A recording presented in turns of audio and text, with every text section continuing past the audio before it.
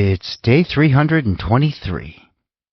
It's also March 24th, 2020. And we are in Glencoe, Oklahoma.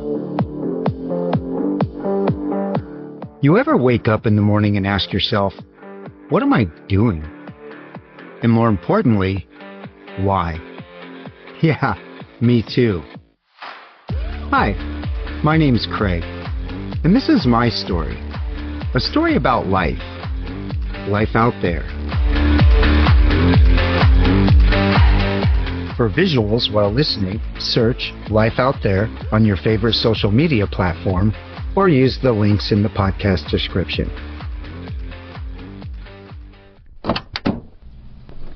The scenery through western Oklahoma continues to look pretty wintry. March in Oklahoma is very different than March in South Georgia. The trees still dormant. The grasses, too, still brown. And I guess Mother Nature just wanted to give us a bit of a lucky break in it all yesterday. Wanted us to be able to walk around a bit. Walk around that high school in Kiowa. And it's easy to imagine how dramatically different this drive would be in just a few short weeks. Having just driven through all those heavily wooded areas of western Georgia, Mississippi, Alabama, and Arkansas, the horizon here in Oklahoma, it opens up. It spreads out in front of you in a way that makes everything around you feel bigger. And I became so much smaller in the universe. The skies feel bigger, deeper, bluer even. The cloudy skies of the last couple of days had started to break, and I find myself focusing on the openness of it all when taking photos. I was kind of reminded of our time in Arizona last fall, capturing those spectacular, almost unbelievable sunsets. And I think I already have a weak spot, a special place in my heart for these wide open spaces. And I know for certain the west end of Oklahoma has so much more to offer than any one passerby deserves. And I also know for certain I gotta get back here for more. And I got a bit of a surprise of a different sort as we moved deeper into Oklahoma. We were introduced to their turnpike system, a series of tolled roads. I paid a toll twice in the 160 miles we traveled today, a total of $5.25. So I guess cost you 3 cents a mile to drive through Oklahoma? And that might help explain the $1.50 a gallon we paid at the pump here in Glencoe. That was the cheapest I'd seen since leaving Georgia. And I guess it makes sense if you're not paying it at the pump. You gotta pay for these roads somewhere. But in an interesting twist, it doesn't seem to be working well for their roads. We did see some areas undergoing repair, but I find it a bit ironic that some of the worst roads that we've traveled this entire trip were in an area in which we paid to drive on them. Just an observation. And let's face it, the reality is, if you live in Oklahoma, it's likely for so many reasons. And the highways, probably not one of them. And we never really did get into full driving mode today. It's actually getting kind of creepy. With each passing mile, I can feel this pandemic thing reaching deeper into our lives, into the country, into the world. Businesses are literally shutting down around us. And traffic thinning out. I don't think I've ever been on a 6-lane freeway and been the only vehicle in sight. But that's what's happening. And I can't even express how grateful I am that there are folks keeping gas stations and grocery stores up and running. I mean, a guy that spends 100% of his time on the road, and I couldn't buy gas all of a sudden? What would that even look like? I hope we all take care of them by taking care of ourselves. We only made it around 160 miles from Kiowa today. I just needed to find a quiet spot and just not watch the news. Try to enjoy where we are.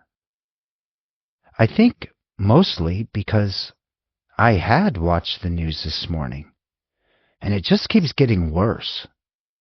In the span of a couple days, globally confirmed cases of the virus have over doubled at some 352,000. Over 15,000 humans are dead. Here in the U.S., a couple days back, I think I read 1,600 cases. I can't remember if anyone had died, but this morning, nearly 44,000 confirmed cases, and 550 Americans gone from COVID. I tried to wrap my brain around that. Maybe it's just a me thing, but make it relevant. And I thought, we were in Tupelo, Mississippi a couple of days back, a city with a population of around 38,000. And what would it look like, feel like, if nearly half of that city's population died in like 3 months? And some elements of this whole thing are still so confusing to me. How things are being handled and communicated. According to the BBC, here, have a look at what I watched this morning. Britain enters lockdown. Now people can only leave their homes for very limited reasons.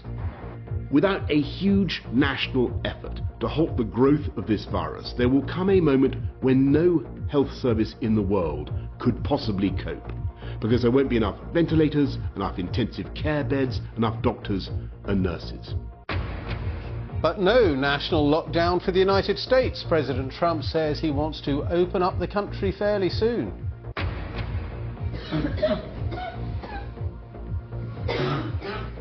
Meanwhile, the virus death toll in Spain rises above 2,000, and the health system does appear to be close to breaking. Britain has announced a total nationwide lockdown today, asking all citizens to remain at home when at all possible. But at the very same time, the guy running this joint says nearly the opposite at a press conference today. And I think maybe I get that some of it may be that as a federal system, we tend to allow these sorts of decisions to be made at the state level. And as of this morning, 42 states have indeed issued some sort of mandatory stay-at-home order. But that means 8 haven't. Yeah, definitely needed a break. And also considered maybe we're a little lucky, or a lot lucky, that we are out here on our own, far away from all that population. But before calling it quits for the day, we did manage to meander up and across Oklahoma, putting those 160 miles in the rear view, when we pulled off in Glen Coe. And that's where the creepy part actually kicked in. The first thing we saw, the Stone Wolf Casino, and it was closed. A Tuesday afternoon, and a casino is closed. Now, I've been to a few casinos, and I have never seen an empty casino parking lot. I stopped, hopped out, and walked around a bit, snapping photos of the empty casino parking lot. It's eerie. Surreal? I'm not even sure what words describe what I'm looking at, what I feel.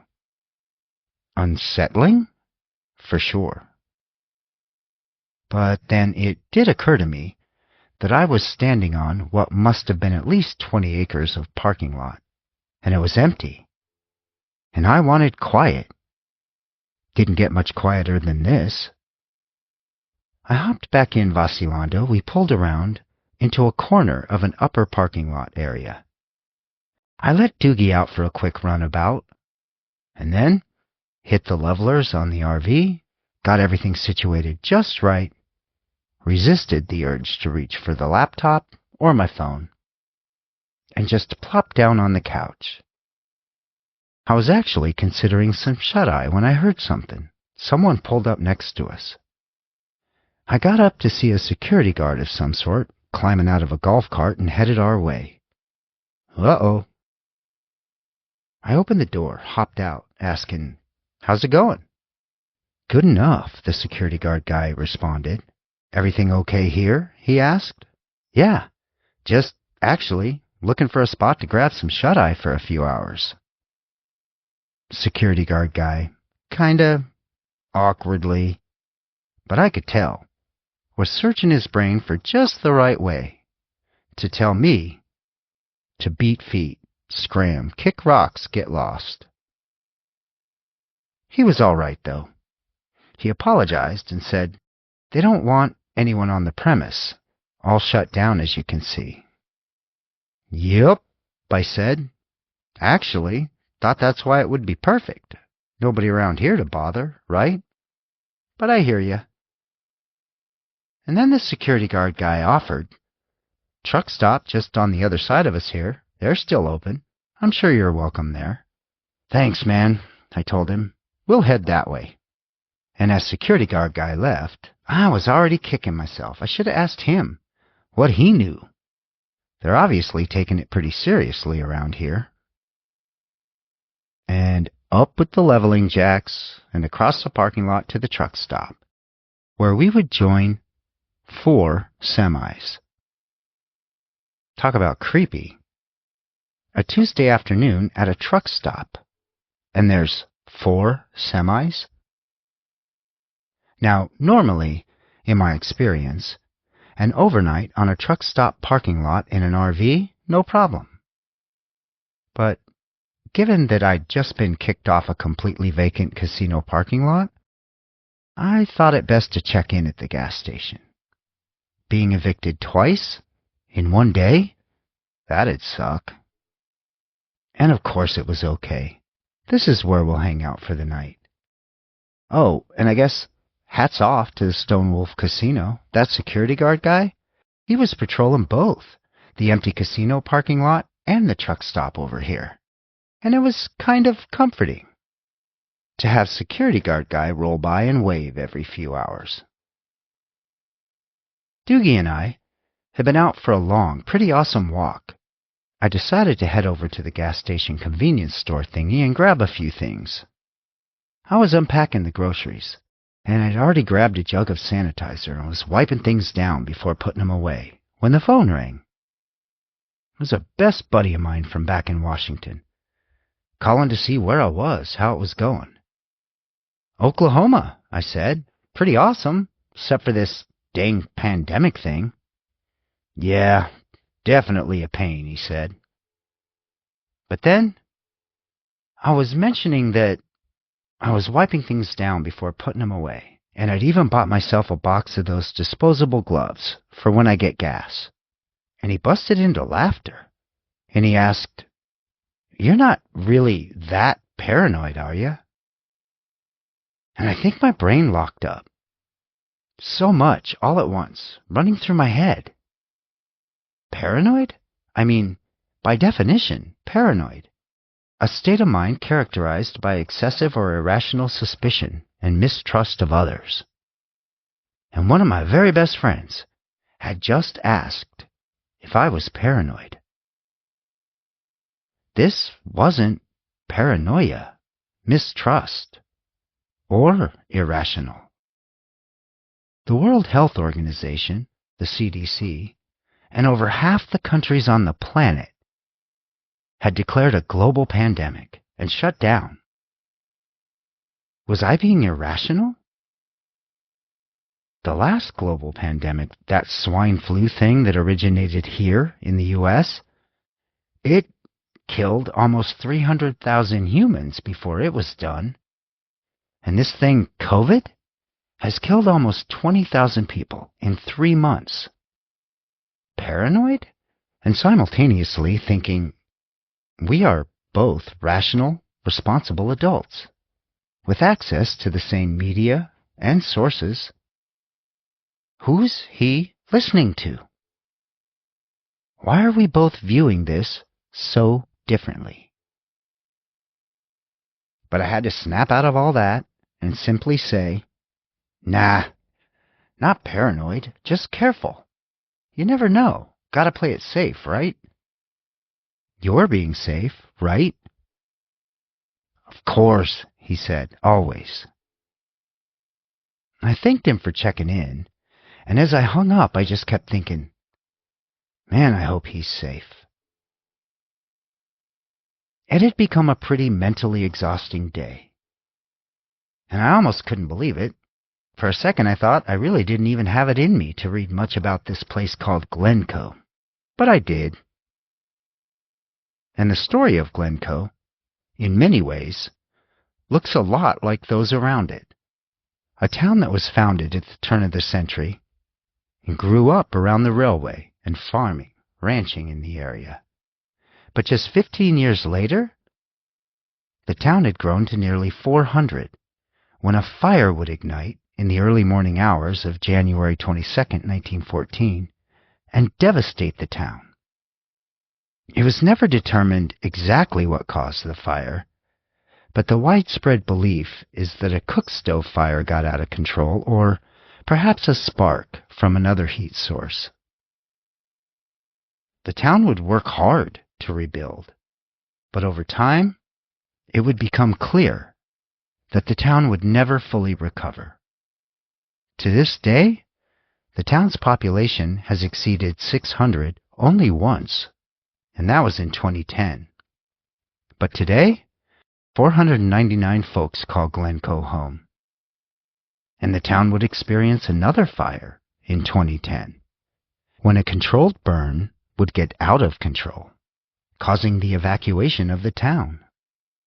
But fortunately, firefighters were able to regain control of the fire, preventing any widespread damage to the town. But probably one of the most curious things I read was the name.